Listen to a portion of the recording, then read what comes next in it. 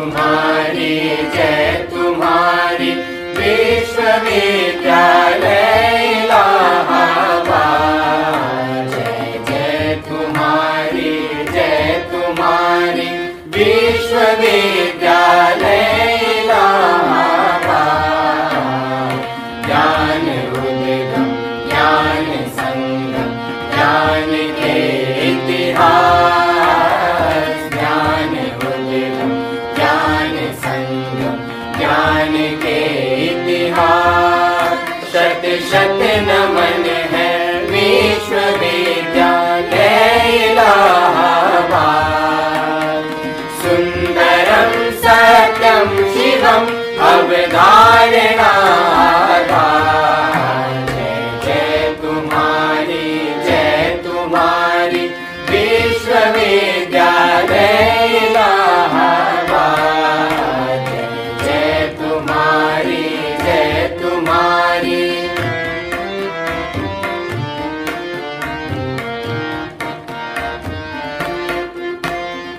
ज्ञान और विज्ञान का वर्धन तुम्हारा कर। साहित्य और संगीत की सेवा तुम्हारा धर्म। सबके लिए सब दिन तुम्हारा खुला शिक्षा द्वार। कर दिया तुमने सभी को योग्यता अनुसार। जय जय तुम्हारी ओम सच्चिदानंद रूपाय विश्वोत्पत्त्यादि हेतवे तापत्रय विनाशाय श्री कृष्णाय वयं नमः। जन्माद्यस्य यतोऽन्वयादितरतश्चार्थेष्वभिज्ञः स्वराट्। तेने ब्रह्महृदायादिकवये मुह्यन्ति यत्सूरयः। तेजो वारिमृदां यथा विनिमयो यत्र त्रिसर्गो मृषा। धाम्ना स्वेन सदा निरस्तकुहकं सत्यं परं धीमहि। यं प्रव्रजन्तमनुपेतमपेतकृत्यं द्वैपायनो विरह कातरया जुहाव। पुत्रेति तन्मयतया तरोभिनेदुः तं सर्वभूतहृदयं मुनिमानतोऽस्मि। ॐ पूर्णमदः पूर्णमिदं पूर्णात् पूर्णमुदच्यते पूर्णस्य पूर्णमादाय पूर्णमेवावशिष्यते। ॐ शान्तिः शान्तिः शान्तिः। ईशावास्यमिदं सर्वं यत्किञ्च जगत्यां जगत् तेन त्यक्तेन भुञ्जीथा मा गृधः कस्य स्युद्धनम्। कुर्वन्नेवेह कर्माणि जिजीविषेति शतग्वं समाह। एवं त्वयि नान्यथेतोऽस्ति न कर्म लिप्यते नरे। असुर्यानां ते लोकाः अन्धेन तमसावृता। तांस्ते प्रेत्याभिगच्छन्ति ये के चात्महनो जनाः।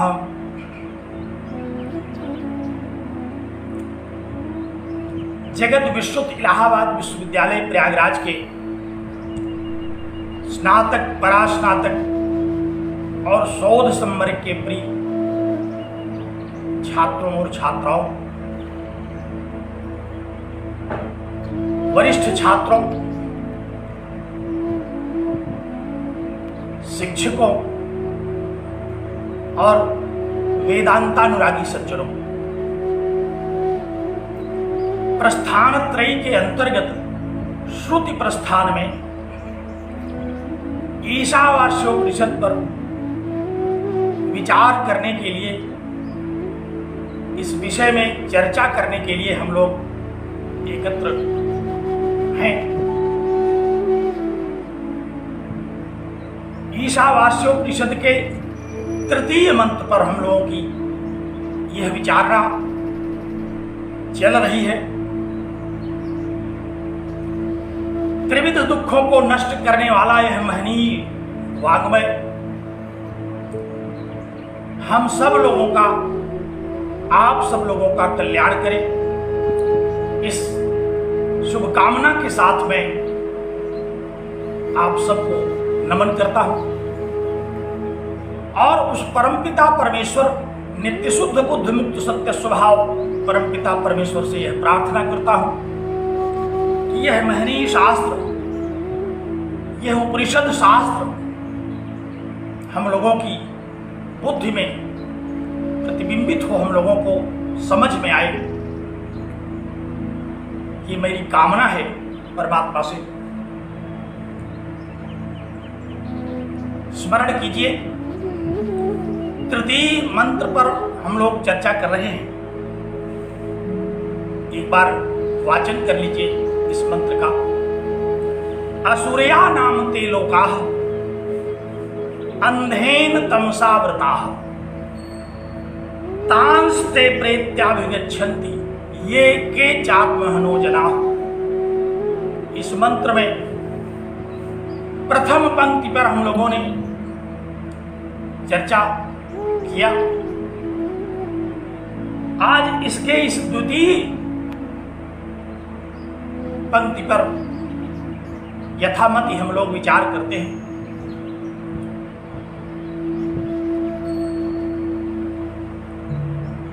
ये के चात्महनो जनाः ते प्रेत्य तान अभिगच्छन्ति। चित्त को एकाग्र करें।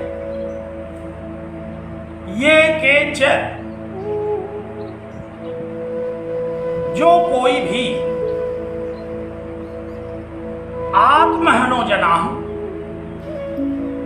आत्महन लोग हैं, ते वे सब प्रेत्य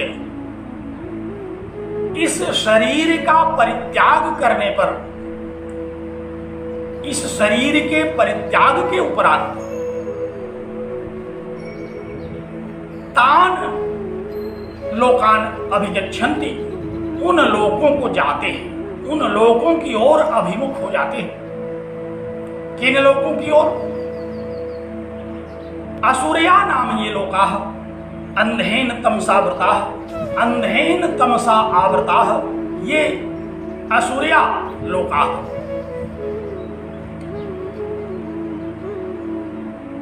उन लोगों की ओर चल देते हैं। कब? प्रेत्य। प्रेत्य माने इस शरीर का परित्याग कर देने पर,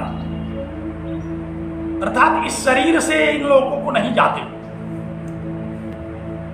यह शरीर तो इसी लोक में विचरण करता है, इहलोक में यह चलता है। इहलोक के बाहर इस शरीर की गति नहीं होती। आपको स्मरण होगा, नचिकेता ने महात्मा यमराज से जब यह जिज्ञासा की थी, यमराज को महात्मा कहा गया कठोपनिषद में, तम अब्रवीत प्रियमाणः महात्मा। आपको याद होगा, महात्मा कह दिया गया यमराज को, जबकि यमराज का नाम लेना हम लोग नहीं चाहते। यमराज का नाम बड़ी अच्छी धारणा से हम लोग लेना नहीं चाहते, लेकिन उपनिषदकार ने क्या कहा? कहा कि महात्मा अब्रवीत प्रियमाणः महात्मा। नचिकेता की एक निष्ठता से, नचिकेता के सत्य संकल्प से प्रसन्न होते हुए महात्मा यमराज बोले। और किस बात से प्रसन्न हुए थे? नचिकेता ने वहां यही प्रश्न किया था कि येयम प्रेते विचिकित्सा मनुष्य। प्रेते, इस शरीर का त्याग करने के बाद, प्रेते माने मृते, ध्यान रखिए, प्रेत शब्द थोड़ा भ्रामक है, हम लोगों को भ्रमित कर देता है, भूत प्रेत पिशाच निशाचर की ओर ले जाता है। लेकिन यहाँ ये ब्रह्म विद्या भूत प्रेत पिशाच निशाचर की चर्चा करने के लिए नहीं प्रवृत्त हुई है। ये ब्रह्म विद्या तो शरीर, जीव, आत्मा, इन विषयों में हमारी जिज्ञासा को शांत करने के लिए प्रवृत्त होती है। और प्रकरण भी वही चल रहा था। नचिकेता ने क्या पूछा? पहले तो नचिकेता ने स्वर्ग के विषय में पूछा और स्वर्ग के विषय में यमराज ने उस यज्ञ विद्या का उपदेश भी दे दिया।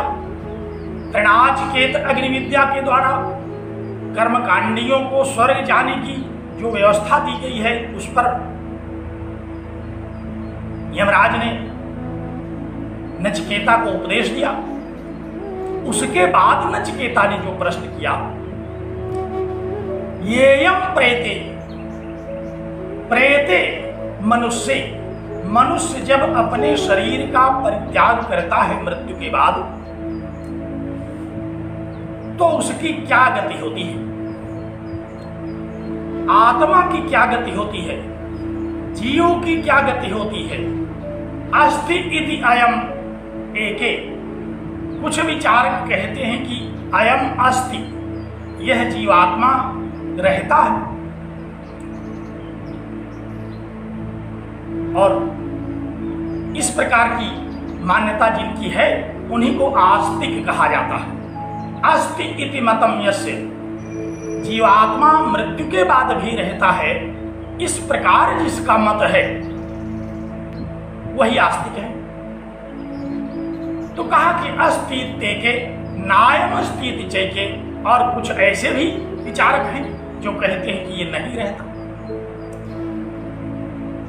तो वहां भी प्रेते शब्द आया है। प्र उपसर्ग पूर्वक ईण धातु अक्ता प्रत्यय प्रेत शब्द बनता है और सप्तमी में मनुष्य के साथ प्रेते, प्रेते मनुष्य अर्थात शरीर का परित्याग कर देने पर, मनुष्य के द्वारा शरीर का परित्याग करने लेने पर, वही शब्द यहां आया।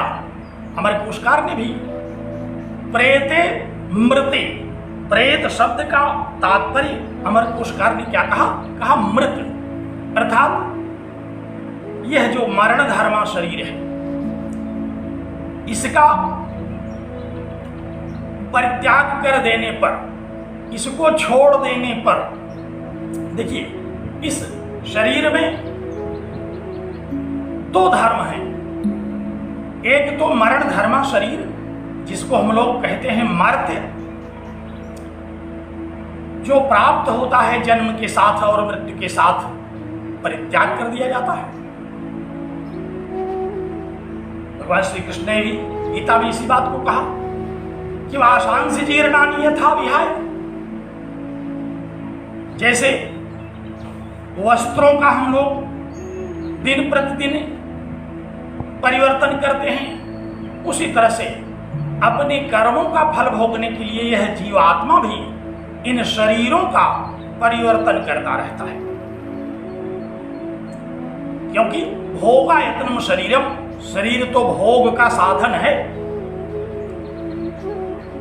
जीवात्मा भोगता है, भोगते त्याहुर मनीषण है, इसी जीवात्मा को भोक्ता कहते हैं। तो यह जीवात्मा शरीर को जब छोड़ देता है, उसी शब्द को यहां भी ग्रहण किया, कहा कि प्रेत्य मृत्वा, मर करके इस शरीर को छोड़ करके जनाह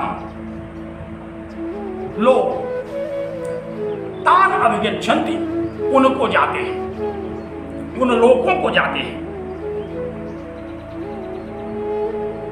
तो हम लोग इसी पर विचार कर रहे थे। यही विषय हम लोगों का है विचार का। एकाग्र किए रहिए ध्यान, क्योंकि ध्यान भटकता बहुत है, चित्त भटक जाता है विषय से। तो हम लोग किस विषय पर थे? कहा कि ये जना, जो लोग प्रेत्य इस शरीर को छोड़ करके तान अभिगच्छन्ति, उनको जाते हैं। ते के, वे कौन है? कहा कि आत्महनो जनाः, वे आत्महन हैं, आत्मा को हनन करने वाले। आत्मानं घ्नन्ति इति आत्महनः, जो आत्मा को मारते हैं, जो आत्मा को मार डालते हैं। आत्मानं घ्नन्ति इति आत्महनः, ये के च आत्महनः, जो आत्महंता, आत्महनन करने वाले हैं वे। अब यहां पंक्ति का अर्थ तो हम लोगों ने सुन लिया, अनुवाद, कि जो लोग आत्महनन करने वाले हैं वे इस शरीर को छोड़ने के बाद उन्हीं लोगों को जाते हैं जो आसुरी लोग हैं, जो अंधा कर देने वाले, अंधेरे से आवृत हैं, और जिनकी बड़ी बड़ी विशेषताओं को हम लोगों ने विगत व्याख्यानों में सुना। अब इस पंक्ति का जो सबसे विचारणीय पद है वो है आत्महन। दो पद इसमें भी हैं। आत्मा का जब हम रूप चलाते हैं तो द्वितीय वचन बन जाता है आत्मानम, और उसको जो मारते हैं, ये आत्मा क्या है? आत्मा के विषय में मन कहता है कि इसको थोड़ा सा विचार कर लिया जाए, क्योंकि सारे वेदांत, सारी उपनिषदें, सारा अध्यात्म शास्त्र इसी पर विचार करने के लिए केंद्रित है। और हम लोगों को भी भगवत कृपा से ये पद मिल ही गया है। क्या आत्मा? याज्ञवल्क्य ने बृहदारण्यक उपनिषद में कहा कि आत्मा वा अरे दृष्टव्य है, श्रोतव्य है, मंतव्य है, निधिध्यासितव्य है। कहा कि अरे आत्मा को ही सुनना चाहिए। इस संसार में श्रवणीय क्या है, सुनने योग्य क्या है, वह आत्मा है, उसी पर विचार करना चाहिए। तो श्रुतियों का भी यही मंतव्य था कि आत्मा को ही सुनना चाहिए। और यहां तो आज जिस विषय पर हम लोगों का चिंतन है वो और महत्वपूर्ण है इसको श्रवण करने के लिए, क्योंकि आत्महन कौन है, आत्मा को मारने वाले कौन हैं? जो जिसको मारने वाला होगा वो उसको पहचानता तो होगा, बिना पहचाने कहीं किसी दूसरे को मार करके वो आत्महन तो नहीं हो गया। आत्मा को मारने वाला कौन है?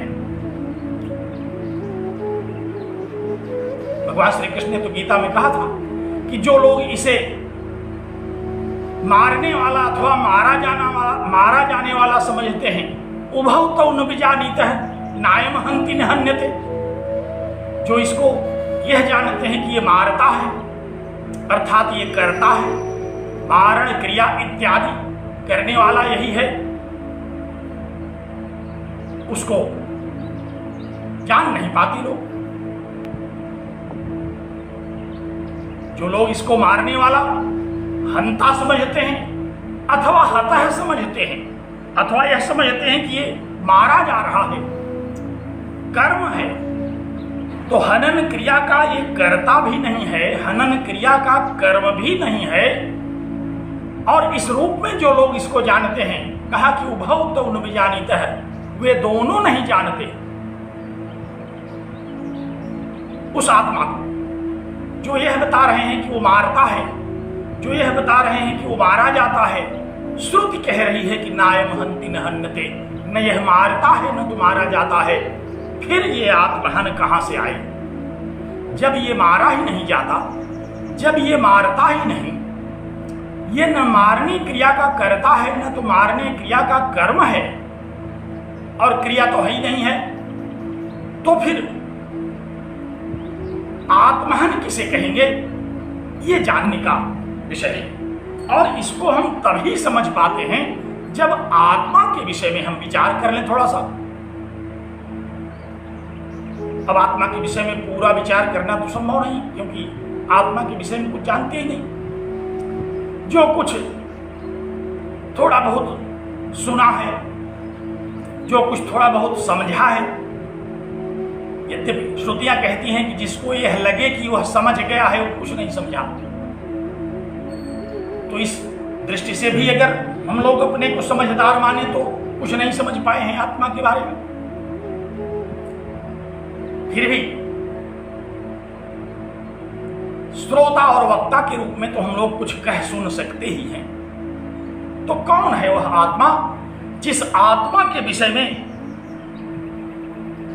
श्रुतियों ने उसे ही श्रवणीय कहा, उसे ही विचारणीय कहा, उस पर ही मनन करने के लिए कहा, वही चित्त एकाग्र करने के लिए कहा। उस आत्मा को जानना चाहिए। आत्मा हमारे श्रोतव्य है, आत्मा को सुनना चाहिए।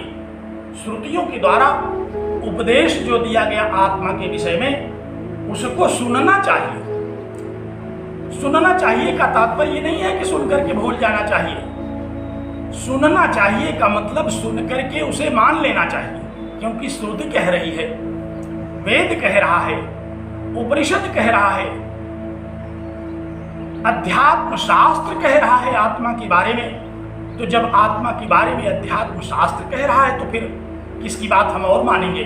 इसलिए सुनने का तात्पर्य क्या कि मान लीजिए। प्रायः व्यवहार में भी हम लोग देखते हैं सुनने का तात्पर्य मानना ही होता है।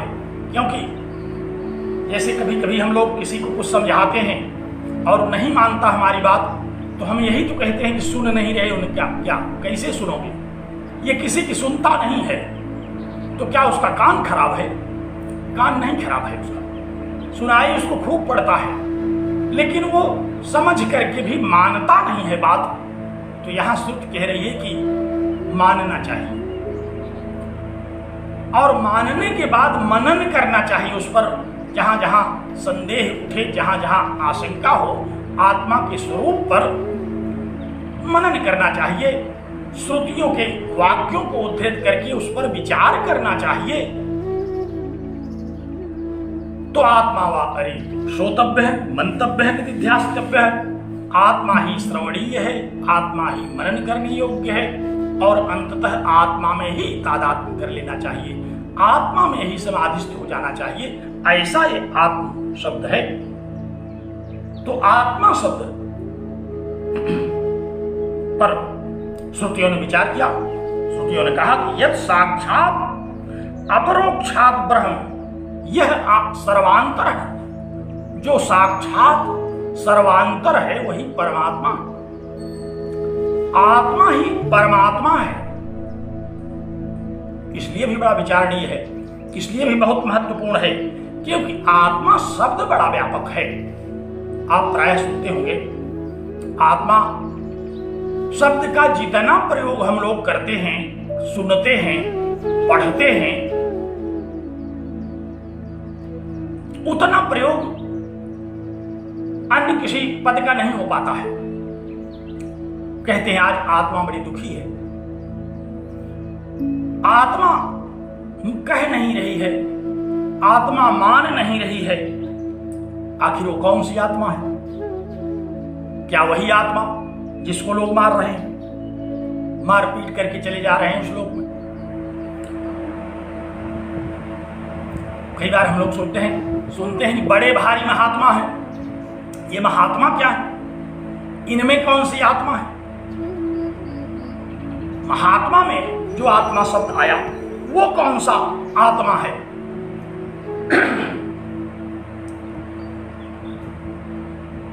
महाकवि भारवी ने तो कह दिया कि परम विरोधोपशमं महात्म्ये, महात्माओं के साथ विरोध करना बड़ा श्रेष्ठ है।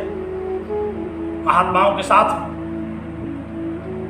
विरोध करना भी बड़ा लाभदायक है, क्योंकि अगर किसी महात्मा के साथ आप विरोध करेंगे, किसी महात्मा को अगर आप परास्त करेंगे, तो उससे बड़े महात्मा बन करके ही उसको परास्त कर सकते हैं। जैसे किसी पहलवान को परास्त करना हो तो उससे बड़ा पहलवान बनना पड़ेगा, किसी खिलाड़ी को परास्त करना हो तो उससे बड़ा खिलाड़ी बनना पड़ेगा। उसी तरह से जब किसी महात्मा को हम परास्त करना चाहेंगे तो उससे बड़ा महात्मा बनना पड़ेगा। इसलिए महात्मा का विरोध भी श्रेयस्कर है, क्योंकि कम से कम आप उसके विरोध में महात्मा तो बनेंगे। तो महात्मा में कौन सा आत्मा है? जीवात्मा, महात्मा, प्रत्यगात्मा, परमात्मा, आत्मा, बहुत सारे ऐसे पद हैं। विविध अर्थों में आत्मा शब्द का हम लोग प्रयोग करते हैं। आप लोगों को याद होगा वेदांत सार में आत्मा के विषय में बड़े विचार हुए। चारवाकों ने कहा वहां की शरीर ही आत्मा है, इंद्रियां ही आत्मा है। बौद्धों ने भी शून्य को आत्मा कहा। जैन दर्शन के मानने वालों ने भी कहा कि आत्मा नित्य है। सांख्य दर्शन में भी आत्मा के रूप में पुरुष तत्व को उपदिष्ट किया गया। पूर्व मीमांसा में भी वही आत्मा है जो यज्ञ आदि के पश्चात स्वर्ग का सुख भोगने जाता है। अगर आत्मा न होता तो कौन जाता स्वर्ग लोक? यहां उत्तर मीमांसा में भी हम लोग देख रहे हैं कि स्वर्ग जाने वाले ही नहीं बल्कि नरक जाने वाले भी आत्मनो जनाः हैं। ये भी आत्मा है और महात्मा में तो आत्मा है ही। तो आत्मा शब्द का बुद्धि के अर्थ में भी प्रयोग आता है, अंतःकरण के भी अर्थ में प्रयोग आता है।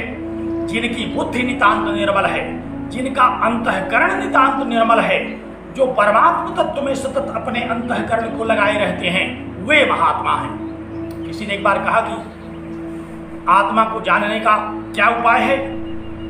कहा आत्मा को जानने का सबसे बड़ा उपाय यही है कि पहले महात्मा बन जाओ, पहले महात्मा की संगति करो, अंतःकरण निर्मल करो, मन बुद्धि चित्त इत्यादि अंतःकरण को नितांत निर्मल करो, काम क्रोध लोभ मोह मद मत्सर इत्यादि से इसको निर्मल कर डालो, तब आत्मा का बोध होगा।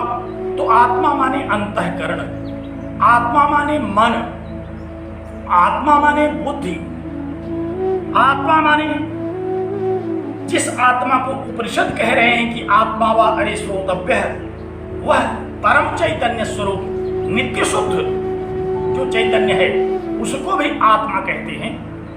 तो आत्म शब्द बहुत व्यापक है। हम लोग कहते हैं कि आत्मचिंतन करना चाहिए, परमात्म चिंतन करना चाहिए, ईश्वर को भी आत्मा कहा। और यहाँ तो हम लोग जब अद्वैत वेदांत की चर्चा करते हैं तो जीवो ब्रह्म ही ना पर है, जीव भी ब्रह्म ही है, कुछ और नहीं।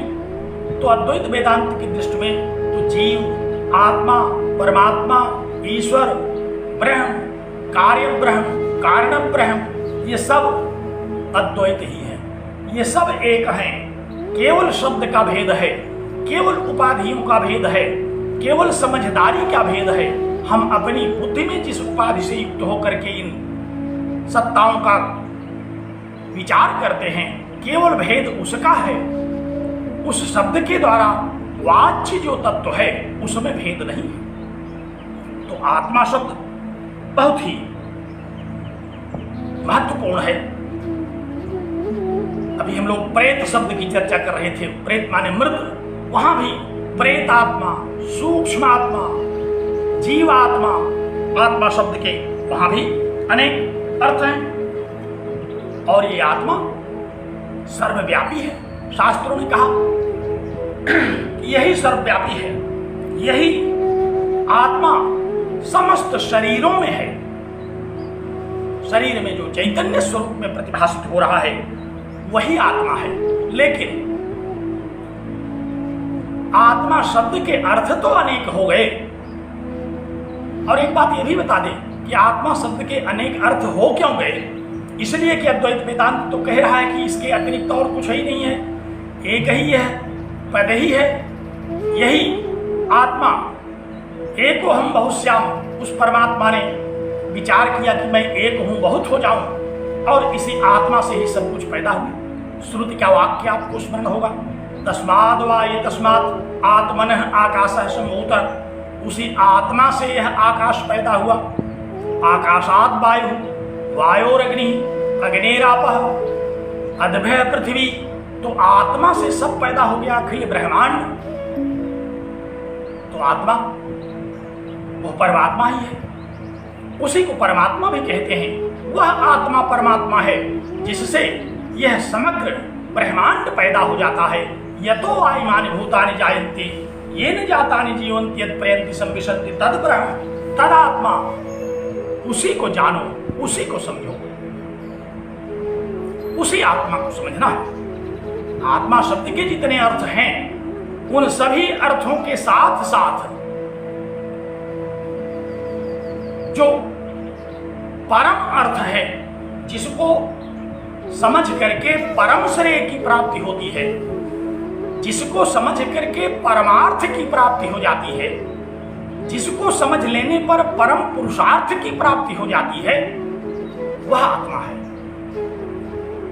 तो ऐसे आत्म तत्व का इस उपनिषद में व्यापक प्रयोग हुआ।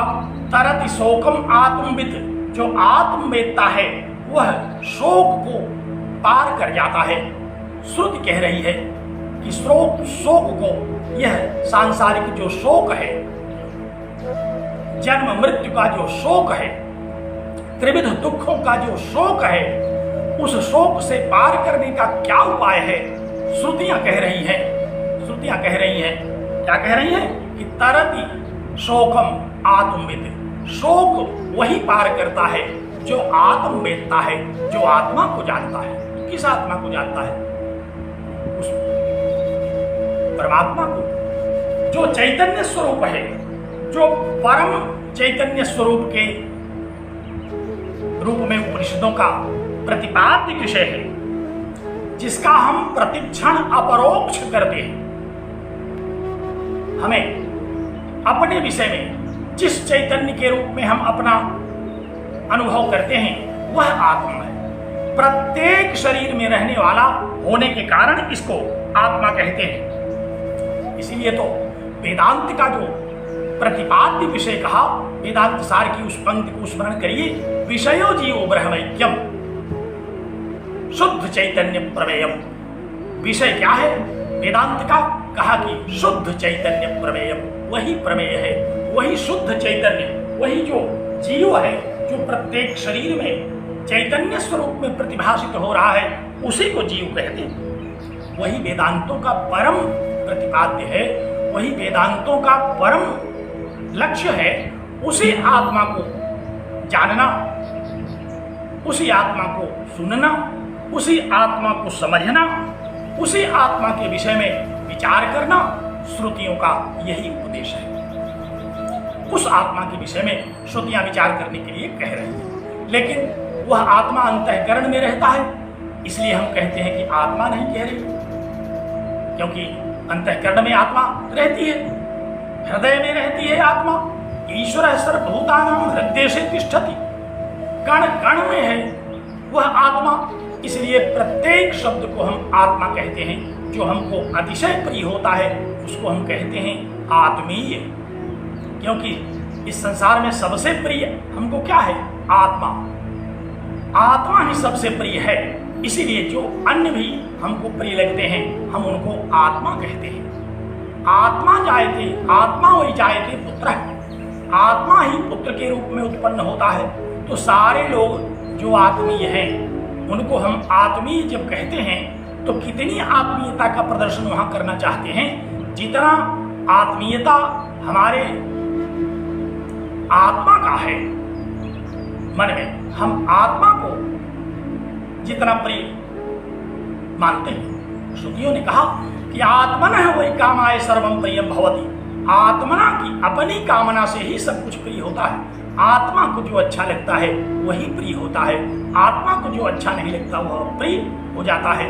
तो इसलिए आत्मा का विचार करना चाहिए, आत्मा को समझना चाहिए। लेकिन इस आत्मा को समझना, इस आत्मा के विषय में विचार करना, इसके लिए तो वेदांतों ने कहा कि जो इसका अधिकारी होगा वही विचार कर पाएगा। और अधिकारी कौन होगा उसका? इस उपनिषद की प्रथम श्रुति जो है ईशावास्यमिदं सर्वम, इस भावना से जो भरा होगा वह आत्मा को जानेगा। जो समझ लेगा कि परमात्मा ही इस संसार का परम कारण है, वह उस आत्मा को समझेगा। और कौन समझेगा इस तथ्य को? जो नितांत निर्मल अंतःकरण वाला होगा, जो नितांत शुद्ध अंतःकरण का होगा, जिसके अंतःकरण से समग्र कलमश दूर हो चुके होंगे, उसी अंतःकरण में आत्मा प्रतिबिंबित होगा। अन्य किसी अंतःकरण में आत्मा का यथार्थ स्वरूप प्रतिबिंबित नहीं होगा। तो जितना जिसकी पहुंच है, जितना जिसकी बुद्धि निर्मल है, उतना हम आत्मा के विषय में सोच पाते हैं।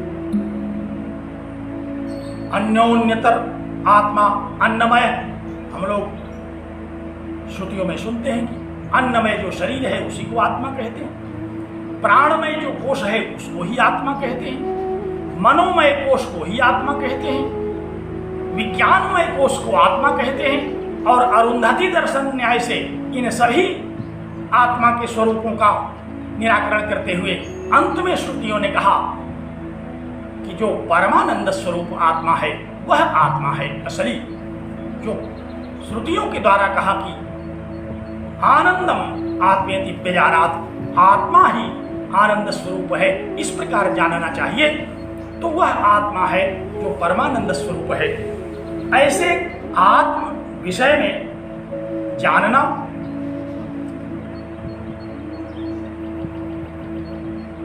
एक साधना का विषय है। भगवान श्री कृष्ण ने जब अर्जुन को मोह हुआ, अर्जुन ने कहा कि गुरुवध अथवा पितामह वध कैसे करूं, ये सब आत्मीय लोग हैं। भगवान श्री कृष्ण ने बड़े व्यापक उपदेश के द्वारा कहा, देखो ये आत्मीय तो है लेकिन ये आत्मा नहीं है। जिनको तुम समझ रहे हो आत्मा, वो आत्मा नहीं है, वो शरीर है। इसलिए सबसे पहले तो आत्मा को विचारो, आत्मा का विचार करो, आत्मानम विद्धि, आत्मा को जानो। क्या है आत्मा? आत्मा को जानो। आत्मा के विषय में उपदेश करते हुए आपको स्मरण होगा कठोपनिषदकार ने भी कहा, आत्मानम रथिनम विद्धि शरीरम रथमेव तु बुद्धिम सारथिम विद्धि मनः प्रग्रहमेव च। कहा कि आत्मा को जानना है अगर, तो इस शरीर के विषय में समझो, यह शरीर ही एक रूपक है, इसी में आत्मा है। आत्मा को कैसे समझेंगे आप? कहा कि आत्मानम विद्धि, आत्मा को समझो। क्या समझे? कहा रथिनम वृद्धि, यही रथी है, आत्मा ही रथी है। रथ पर बैठने वाले को रथी कहा जाता है। तो आत्मा किस रथ पर बैठा है? कहा शरीरम रथमेव तु, शरीर ही रथ है। शरीर रूपी रथ पर बैठा हुआ रथी आत्मा है। ऐसे आत्मा को जानो। किस आत्मा को जानो? श्रुतियों ने कहा कि आत्मानम विद्धि, आत्मा को जानो, आत्मा पर विचार करो। आत्मा वा ऐश्रोतव्य है। पूछा भाई कौन सा आत्मा है, क्या है? कहा कि आत्मानम रथिनम विद्धि, आत्मा को रथी जानो। बुद्धिम सारथिम विद्धि, और बुद्धि को सारथी समझो। रथी माने रथ का स्वामी, रथ पर बैठने वाला, और सारथी माने जो रथ का संचालन करे। तो रथ का संचालन कौन करता है? शरीर रूपी रथ का। कहा कि बुद्धिम, बुद्धि इस रथ का संचालन करती है। और मनः प्रग्रहमेव च, मन जो है वही लगाम है। इंद्रियाणि हयान आहु, इंद्रियां घोड़े हैं। इंद्रियां, पंच कर्मेंद्रियां, पंच ज्ञानेंद्रियां, ये घोड़े हैं। मन को यहां से अलग कर दिया, कहा मन को लगाम है, ये इन घोड़ों को जिधर प्रेरित करता है उधर ये घोड़े चल पड़ते हैं। किधर चल पड़ते हैं? कहा विषयांश तेषु गोचरान, विषय ही उनके मार्ग है, विषय ही उनके रास्ते हैं। इन घोड़ों का रास्ता क्या है? ये सड़क पर नहीं चलते, ये जो विषय हैं हमारे भोग के विषय, इंद्रियों के अभीष्ट जो विषय हैं, उन विषयों रूपी सड़क पर ये घोड़े चलते हैं। और भोक्ता कौन है? कहा कि आत्मेन्द्रिय मनोयुक्तम भोक्ते त्याहुर मनीषिणः। कहा कि मनीषिणः जो मनीषी जन है, जो आत्मज्ञ जन है, जो आत्म तत्व को समझने वाले हैं, वे कहते हैं कि यही आत्मा, इंद्रिय और मन से युक्त जो चैतन्य है वह भोक्ता है। तो आत्मा, इंद्रिय और मन से युक्त जो चैतन्य है उसको भोक्ता कहते हैं। वही भोक्ता है, वही विषयों का भोग करता है। तो आत्मा, इंद्रिय और मन से युक्त जो भोक्ता है वो कौन है? आप लोगों ने वेदांत सार में पढ़ा था, इसी को सूक्ष्म शरीर कहते हैं। इसको क्या कहते हैं? सूक्ष्म शरीर कहते हैं। सप्तदश अवयव वाला जो सूक्ष्म शरीर है, जो अनादिकाल से लेकर के मोक्ष प्राप्ति पर्यंत शरीरों में चलता रहता है, वह है सूक्ष्म शरीर। उसी को भोक्ता कहते हैं, वही जीव है। तो यहाँ कठोपनिषदकार ने कहा कि आत्मानं विद्धि, आत्मा को समझो। आत्मा से संबंधित इतने लोग हैं। आत्मा से संबंधित कौन कौन है? कहा आत्मा से संबंधित शरीर है, क्योंकि आत्मा अगर रथी है तो शरीर रथ है, इसलिए हम शरीर को भी आत्मा मान लेते हैं। बाह्य रूप से रथ को भी हम सारथी से संबंधित होने, रथी से संबंधित होने के कारण आत्मा मान लेते हैं। तो जो लोग कहते हैं कि शरीर ही आत्मा है, उनका कहना बहुत गलत नहीं है, क्योंकि अभी उनकी पहुंच वहीं तक है। उन्होंने शरीर को ही रथ समझा आत्मा का। तो आत्मानं रथिनं विद्धि,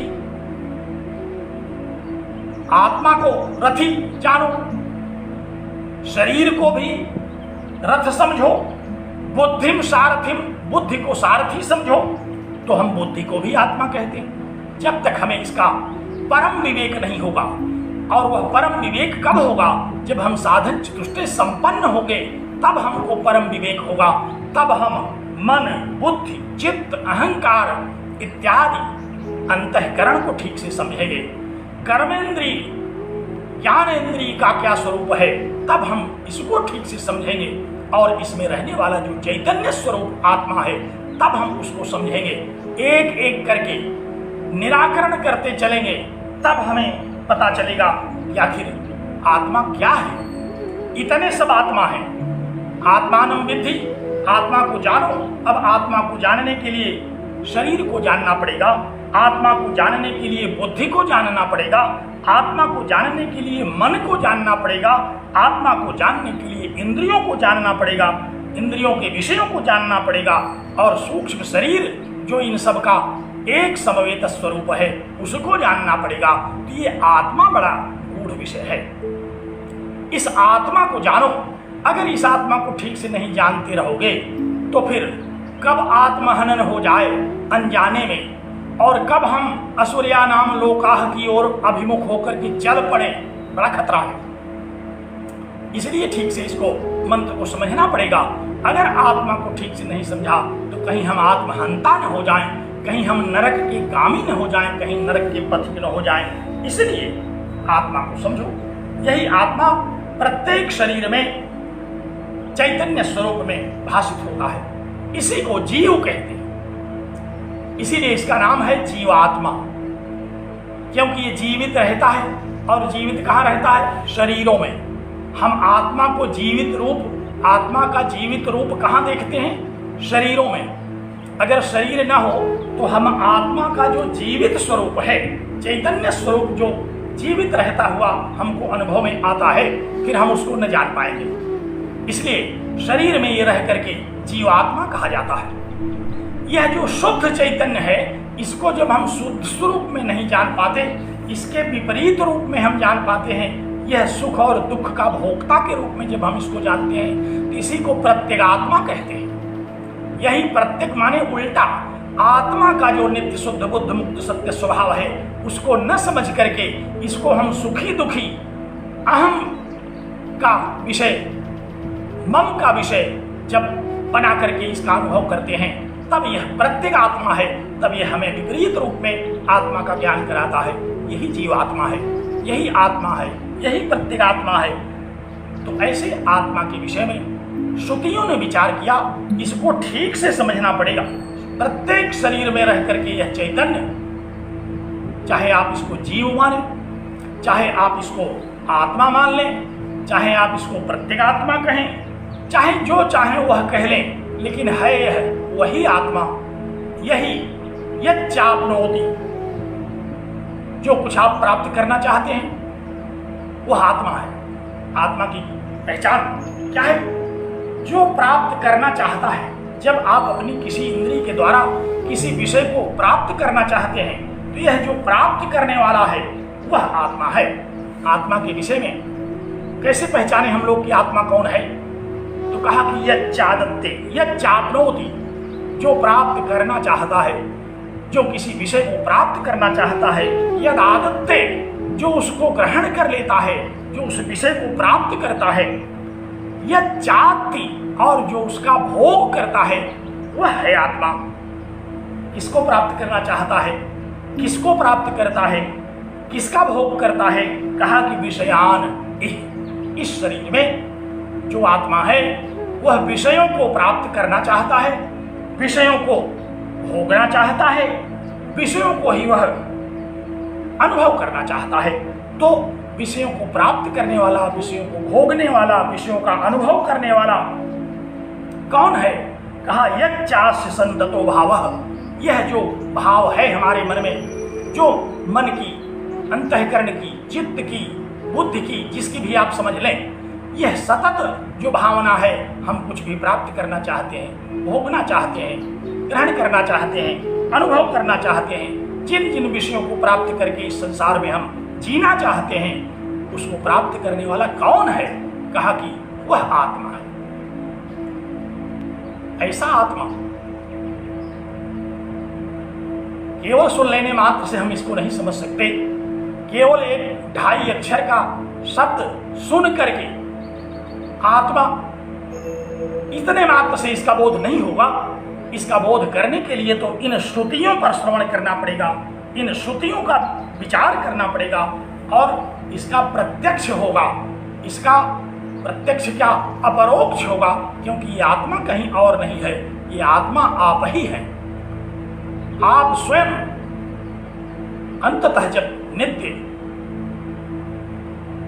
आत्म तत्व को जानने की स्थिति होती है, जब नितांत निर्मल अंतःकरण आत्मा को जानता है, ब्रह्मवेत्ता जो है, ब्रह्मवेत्ती जो ब्रह्म को जानता है, अहम ब्रह्मास्मि की जो स्थिति बनती है, वह कौन है? वह यही आत्मा है।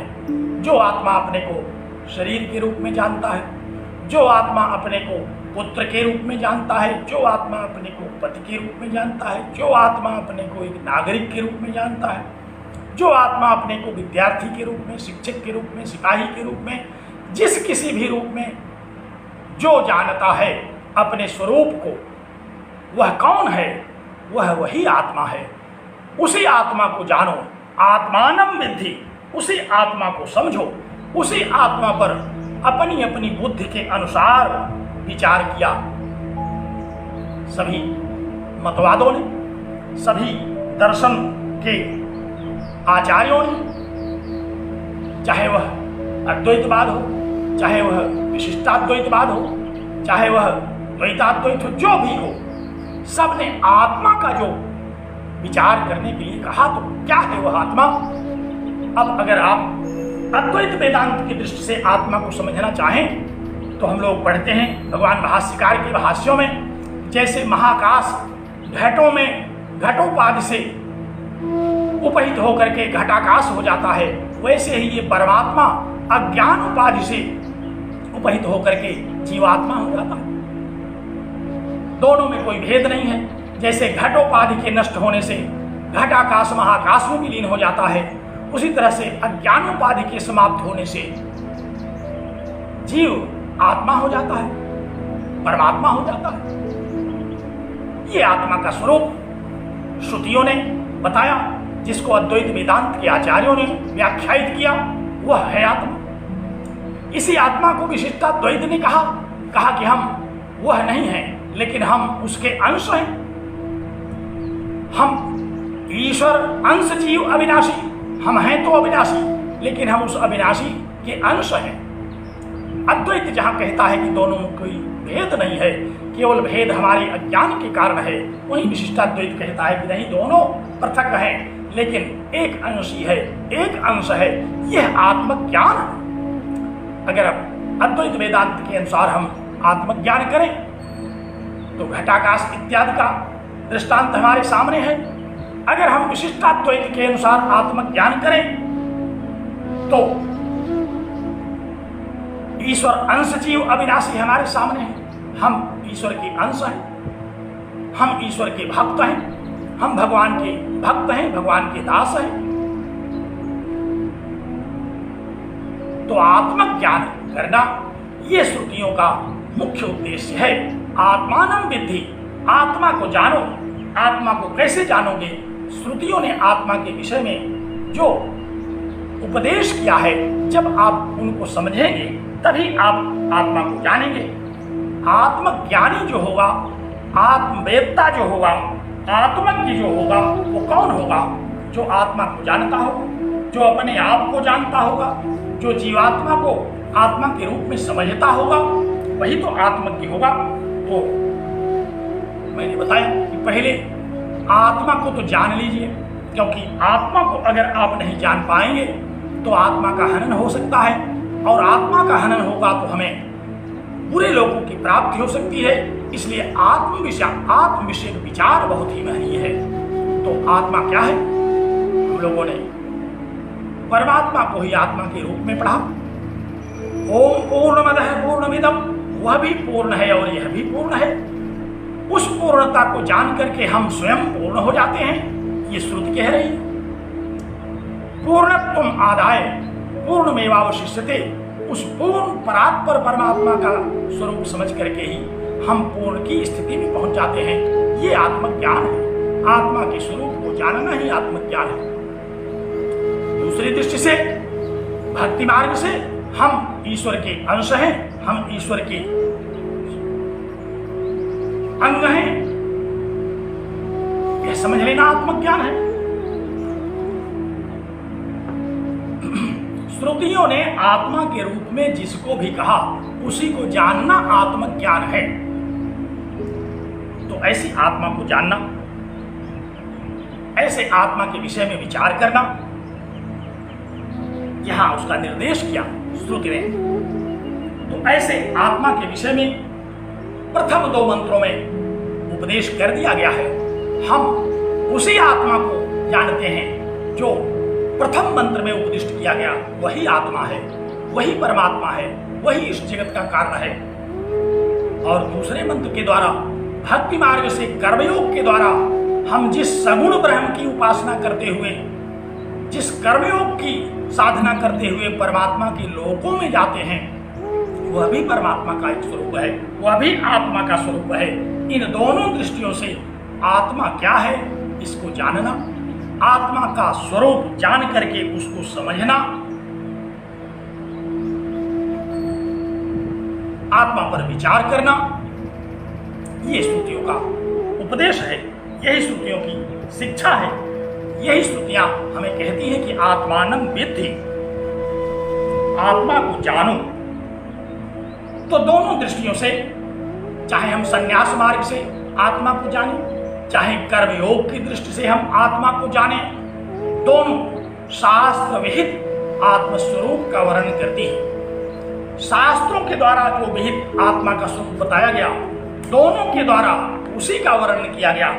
उसी आत्मा के विषय में भगवान श्री कृष्ण ने भी गीता में कहा कि देहिनो अस्मिन् यथा देहि कौमारम यौवनम जरा तथा देहांतर प्राप्ति धीरस्तत्र न मोहयति। उन्होंने कहा कि हे अर्जुन, जैसे हम लोग इसी देह में कुमारावस्था, युवावस्था और वृद्धावस्था में परिवर्तित होते रहते हैं, उसी तरह से एक परिवर्तन और है जो कि देहांतर की प्राप्ति होती है। आत्मा इन विविध प्रकार के देहों में हो करके अपने जीवन यात्रा को पूर्ण करता है, चाहे कर्म मार्ग से चले चाहे ज्ञान मार्ग से चले। इन शरीर यात्रा के द्वारा ही साधना होगी। इसी शरीर में हम आत्मा को समझेंगे। यही शरीर आत्मा को समझाने का एक मार्ग है, इसी से हम जानते हैं।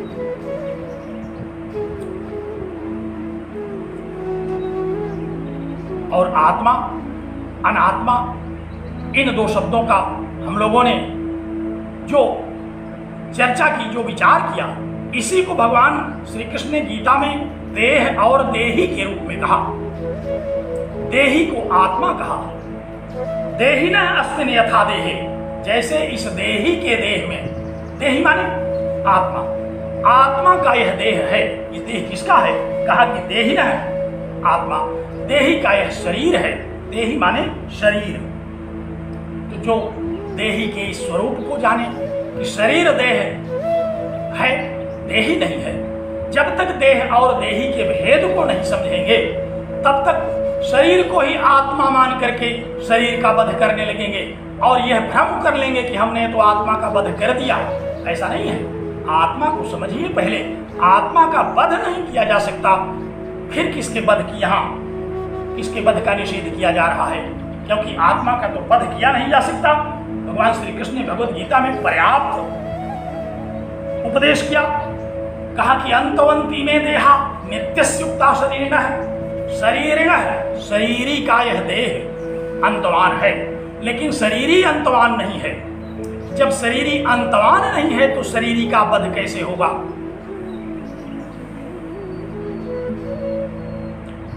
ध्यान से सुन रहे हैं आप लोग? ध्यान से तो सुनना ही पड़ेगा। थोड़ी देर और ध्यान लगाइए। क्या कहा भगवान श्री कृष्ण ने? शरीरी कहा। आत्मा को क्या कहा? शरीरी कहा। आत्मानम रथिनम विद्धि। कठोपनिषद में हमने जिस आत्मा की चर्चा की थी, उसी आत्मा की चर्चा भगवान श्री कृष्ण यहाँ शरीरी शब्द के द्वारा, देही शब्द के द्वारा कह रहे हैं। कहते हैं कि अंतवंती में देहा, ये देह तो अंतवान है, लेकिन शरीरी कैसा है, देही कैसा है? कहा नित्यस्युक्ता। मनीषियों के द्वारा इसे नित्य कहा गया है, ये अंतवान नहीं है। अनाशिनो अप्रमेयस्य, यह अविनाशी है, ये अप्रमेय है, इसलिए इसको जानो, इसलिए कर्मयोग में लगो। तस्मात् युद्धस्व, इसलिए युद्ध करो। युद्धस्व माने कर्म करो, क्योंकि ये समझ लो कि ये देही नहीं है। देही तो इससे भिन्न है, आत्मा तो इससे अतिरिक्त है। जो कैसा है? कहा कि अनाशिनो, जो अनाशी है, अविनाशी है, किसी भी शस्त्र के द्वारा उसका विनाश नहीं किया जा सकता।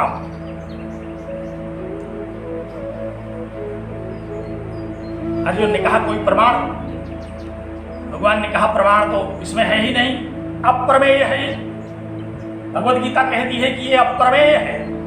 ये जितने भी शास्त्र हैं ये हमारे अज्ञान को दूर करते हैं, लेकिन ये आत्मा को प्रमेय के रूप में सिद्ध नहीं करते। ये तो अप्रमेय है। शुद्ध चैतन्य प्रमेय, जो वेदांत में कहा गया कि वह जो शुद्ध चैतन्य है वह प्रमेय है। तो वहां प्रमेय का तात्पर्य क्या? विचार का विषय। हमारे अज्ञान का दूरीकरण हो सकता है, और जब अज्ञान का दूरीकरण होगा तो हमको तो यत् साक्षात अपरोक्षात ब्रह्म, जो साक्षात हो जाएगा, अपरोक्ष हो जाएगा, वही ब्रह्म है।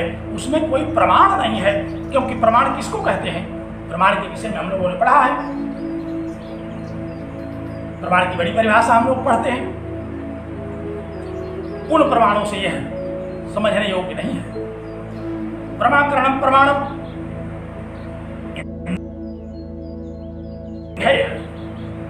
अप्रमेय होने के कारण भगवान श्री कृष्ण ने कहा कि इसको न तो प्रत्यक्ष प्रमाण से जाना जा सकता है, जब प्रत्यक्ष नहीं होगा तो अनुमान से भी नहीं जाना जा सकता, और जब अनुमान नहीं होगा तो उपमान से भी नहीं जाना जा सकता, और शब्द तो यहाँ जाते ही नहीं।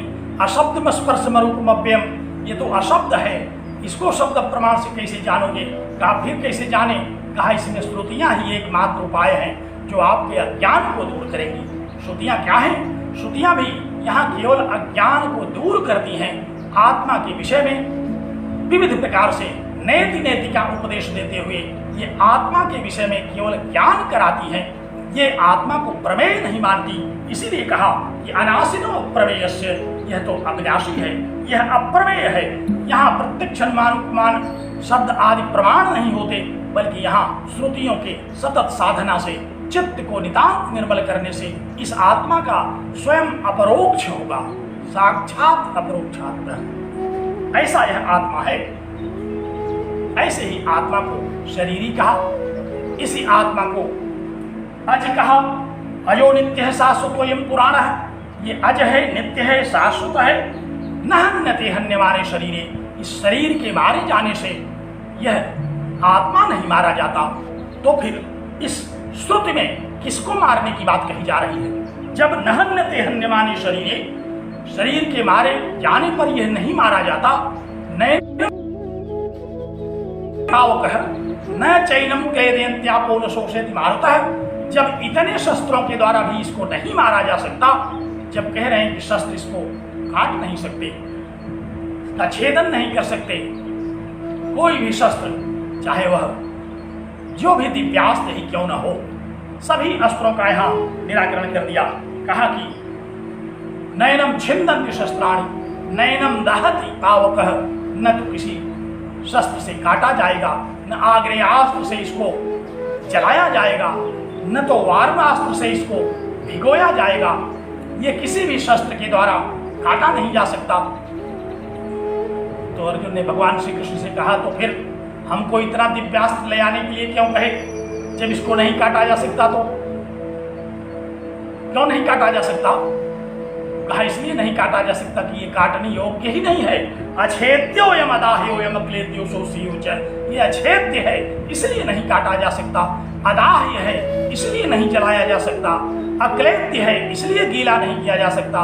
ये अशोष्य है इसलिए सूखा नहीं जा सकता। इसका ये स्वभाव है।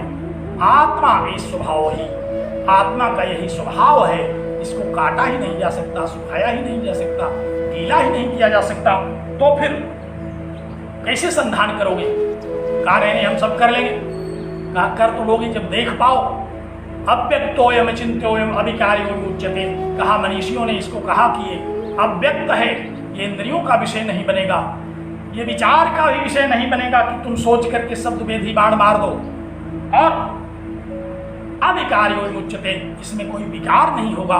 मरण इत्यादि का जो विकार है वो इसमें नहीं होता। मरण इत्यादि का विकार तो शरीरों में होता है। तुम शरीरों को ही मार काट सकते हो, उसी को मारो काटो। लेकिन यह आत्मा, ये आत्मा अवध्य है। देही नित्यम अवध्योयम, देहि सर्वस्य भारत। कहा हे अर्जुन, ये जो देही है ये सभी देहों में अवध्य है, इसलिए इसका वध नहीं किया जा सकता। ऐसा ये आत्म तत्व है। इस आत्म तत्व को ठीक से जानो और इस आत्म तत्व को ठीक से पहचानो। इसको जानने के लिए शास्त्रों ने जो उपदेश दिया उसको मानो। श्रोतव्य मंतव्य निध्यासतव्य, इस श्रवण मनन निध्यासन की साधना से ही इस आत्म तत्व को हम सुन सकते हैं, समझ सकते हैं, जान सकते हैं। तो ऐसा ही आत्मा है। फिर इस तृतीय श्रुति में किस आत्मा को मारने के लिए कहा गया? ये के चात्महनो जनाः, जो आत्महंता लोग हैं वे उस लोक में जाते हैं। आखिर उनके पास कौन सा हथियार है? कैसे वो ऐसी आत्मा को नष्ट कर देते हैं? कैसे वो इस आत्मा का वध करते हैं? कैसे उनको आत्महंता की उपाधि से संबोधित किया जा रहा है? वो क्या है?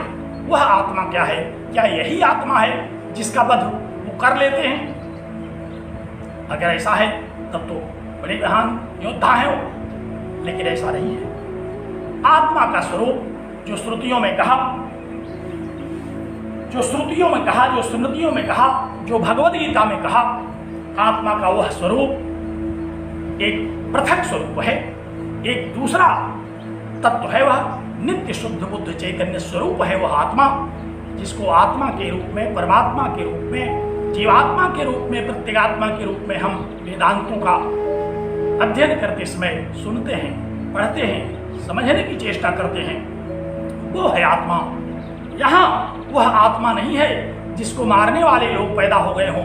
तो ये के चात्महनो ते के, वे कौन हैं जो आत्मा को मारते हैं और जो इस नरक लोकों को जाते हैं। ऐसे आत्महंता के विषय में विचार करना पड़ेगा। ऐसे आत्महंता कौन है, उनका हमें ज्ञान करना पड़ेगा, उनको पहचानना पड़ेगा, और हम उस कोट में आते हैं कि नहीं यह भी जानना पड़ेगा।